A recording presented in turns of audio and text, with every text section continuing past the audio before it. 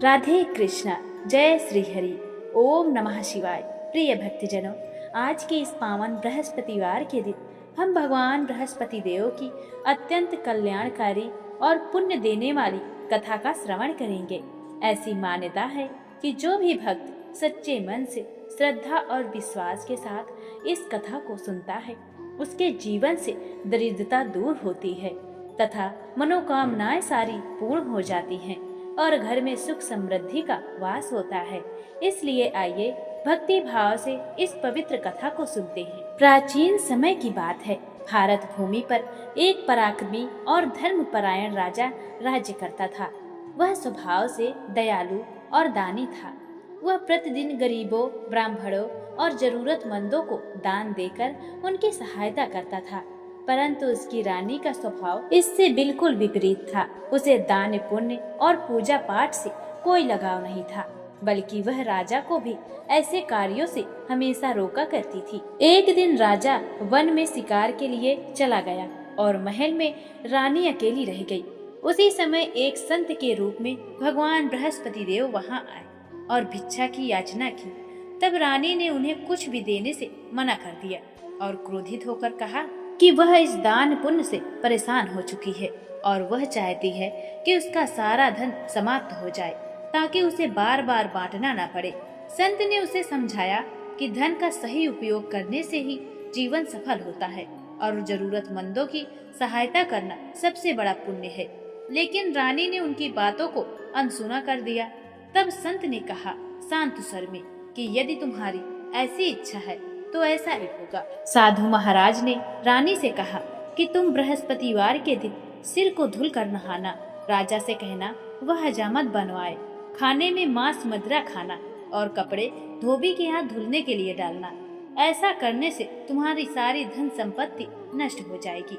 इतना कहकर साधु महाराज वहाँ से चले गए और रानी उनके बताए अनुसार 3 ही बृहस्पतिवार किए थे कि उसकी सारी धन संपत्ति नष्ट हो गई और स्थिति यह हो गई कि महल में भोजन तक का अभाव हो गया। यह देखकर राजा ने निश्चय किया कि वह दूसरे स्थान पर जाकर मेहनत करके जीवन यापन करेगा और वह राज्य छोड़कर चला गया। वहां जाकर वह जंगल से लकड़ी काटकर शहर में बेचने लगा और इसी से अपना गुजारा करने लगा। इधर रानी और उसकी दासी अत्यंत कष्ट में जीवन बिताने लगी।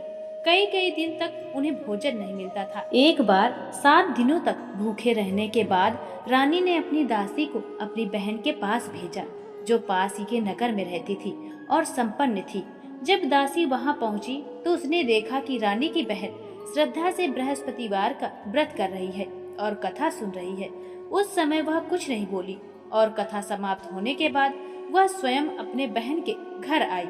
उसने रानी को बताया कि व्रत और कथा के समय बीच में बोलना उचित नहीं होता। फिर उसने रानी से उसके दुख का कारण पूछा। रानी ने अपनी सारी व्यथा बताई। तब उसकी बहन ने उसे बृहस्पति देव का व्रत करने की विधि बताई। उसने कहा कि बृहस्पतिवार के दिन भगवान विष्णु का पूजन करना चाहिए, चने की दाल और मुनक्का का भोग लगाना चाहिए, केले के वृक्ष के पास दीपक जलाकर कथा सुननी चाहिए और उस दिन पीले भोजन का सेवन करना चाहिए। रानी और दासी ने पूरी श्रद्धा से व्रत करना शुरू किया और भगवान की कृपा से कुछ ही समय में उनके घर पर फिर से अन्न और धन आने लगा। एक दिन भगवान बृहस्पति देव ने साधारण मनुष्य का रूप धारण करके उन्हें पीला भोजन भी प्रसाद के रूप में ग्रहण करने को दिया, जिससे उनका और भी विश्वास दृढ़ हो गया। अब वे नियमित रूप से व्रत और पूजा करने लगी। धीरे धीरे उनका घर भी समृद्ध हो गया। लेकिन कुछ समय बाद रानी ने फिर से लापरवाही करने लगी।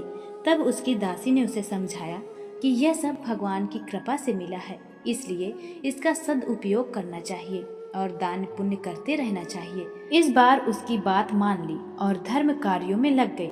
उधर राजा, जो एक साधारण लकड़हारे का जीवन जी रहा था, एक दिन अत्यंत दुखी होकर जंगल में बैठा था। तभी उसे एक संत मिले, जिन्होंने उसे उसकी दशा का कारण बताया और बृहस्पति देव का व्रत करने का उपदेश दिया। उन्होंने कहा कि श्रद्धा से व्रत करने से सभी कष्ट दूर हो जाएंगे। राजा ने उनके बताए अनुसार व्रत कथा करना शुरू कर दिया और उसकी स्थिति सुधरने लगी। उसे पहले से अधिक धन मिलने लगा। लेकिन एक बार वह व्रत करना भूल गया, जिसके कारण उसे कठिन परिस्थिति का सामना करना पड़ा और उसे चोरी के संदेह में बंदी बना लिया गया। तब उसने भगवान को स्मरण किया और पुनः व्रत किया। उसी रात राजा को स्वप्न में आदेश मिला कि वह निर्दोष है और उसे मुक्त कर दिया जाए। अगले दिन उसे सम्मान सहित छोड़ दिया गया और उसे धन देकर विदा किया गया। जब वह अपने राज्य को लौटा तो उसने देखा कि उसका नगर पहले से भी अधिक समृद्ध हो चुका और ये सब उसकी रानी द्वारा किए गए धर्म कार्यों का परिणाम था। रानी ने बताया कि यह सब बृहस्पति देव की कृपा से संभव हुआ है। यह सुनकर राजा ने भी दृढ़ निश्चय किया कि वह नियमित रूप से व्रत और कथा करेगा। समय बीतने पर राजा ने कथा का प्रचार भी करना शुरू किया और जहाँ भी अवसर मिलता लोगों को कथा सुनाता। एक बार उसने रास्ते में कुछ लोगों को कथा सुनाई तो एक मृत व्यक्ति भी जीवित हो गया। एक किसान ने कथा सुनने से मना किया था तो उसे कष्ट मिला और बाद में कथा सुनने पर वह ठीक हो गया। इस प्रकार बृहस्पति देव की महिमा चारों ओर फैलने लगी। आगे चलकर राजा अपनी बहन के घर गया, जहाँ भी उसने कथा सुनाई और रोगी बालक स्वस्थ हो गया। कुछ समय बाद राजा ने अपनी बहन को अपने साथ चलने को कहा, परंतु परिस्थितियों के कारण वह अकेला ही लौट आया। उसने भगवान से संतान प्राप्ति का प्रार्थना किया और भगवान की कृपा से उसकी रानी को एक सुंदर पुत्र की प्राप्ति हुई। पूरे राज्य में आनंद छा गया।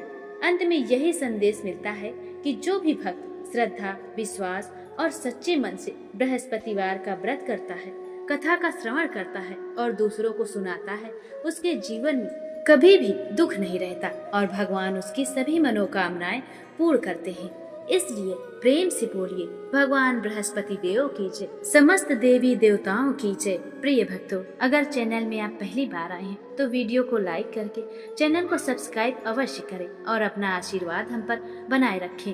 जाते जाते कमेंट में जय बृहस्पति देव अवश्य लिखें। हरे कृष्ण।